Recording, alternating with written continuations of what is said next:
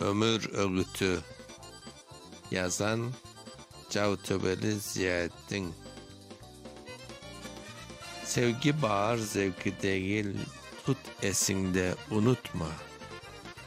Düğün duyup, sevgin suyup, yar üstüne yar tutma. Sevgi ömür, yaşav onunla yaraşır. Erküler yüz kalbinde, saf sevgi var dep sanma. Tartışkan kim, boyalanıp süzülme. Haklı güzel adetinden uzaklaşma, üzülme. Onda güzel ananeler, ahlak edep izi var. Halka koşul, aram tamak sırasına dizilme.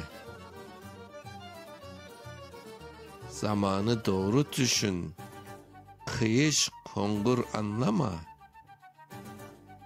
Eğme başın hurafatlar, haramlarga, yalanga. Bahtın ara, elyal emerinde, kureşte. Yaldızlangan yat yabani safsataga inanma. Emekni süy. Emek insan hayatını zinetler.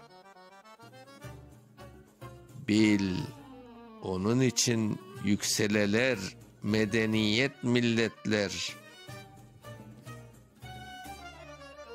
İşlemegen tişlemez der halkımızın kanunu. Tek emekle doğar, yaşar bizde ulu nimetler. Ömür güçlü dalgadandır. Zayıf olsan itekler. Dalgalarını yaldap öter cesur yiğitler.